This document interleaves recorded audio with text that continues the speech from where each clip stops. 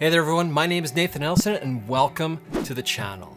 Now today I have a quick video for you talking about how to use backlighting in your portrait photography to create images that look like this. So without further ado, let's just get into it.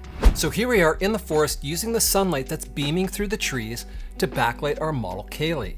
Now the thing with this kind of light is that it moves constantly. So when you are shooting in an area like this, you need to be able to set up and move quickly because the light might be amazing and then 10 minutes later it's hidden behind the trees again. So in order to be able to move quickly, the only modifier that I'm using is a 43-inch 5-in-1 foldable reflector from Strobe Pro. Now I really like the handles on this reflector as it makes it much easier to position. And if you're interested in picking one up for yourself, I will link it down in the description below. Now, being that I'm using the sun as my light source and that light is coming from behind the model, I need to be able to bounce some of that light back in towards her so that I can maintain my exposure. Now, because the light is so much brighter behind her and bumping up my exposure to expose for her face, which is quite a bit darker, would cause the background to overexpose and blow out, and we would lose all of that detail.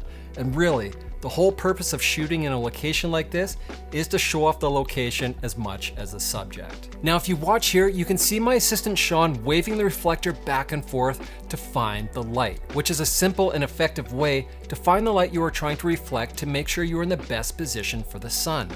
Now, once he's found the optimal position for the reflector, we can get to shooting, using the sun as a backlight / hairlight to add in some more dimension and detail into the final images. Now, one thing to consider when you are using a reflector to bounce light back in like this is that the position of the reflector matters, as it's becoming a source of light on your subject's face. So if you have that modifier sitting too low, you can get some really weird uplighting, which isn't the most attractive lighting on someone's face. Or if it's too far off to the side, you can cast some really heavy shadows that may not portray the mood that you were looking to achieve. So be conscious of where you position the reflector and don't just haphazardly throw it in front of the model without any real thought to it. Like everything else in photography, intention matters. So position your modifier intentionally. But with that, here are a few images that we created using nothing but the sun and a 43-inch white reflector.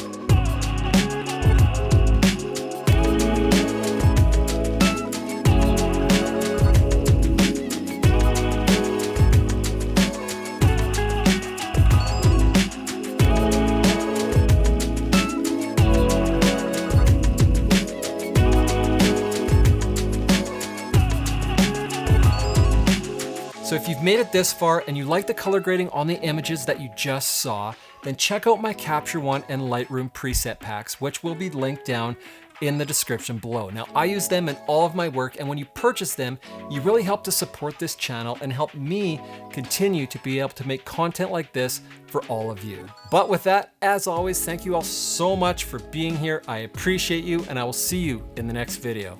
Cheers.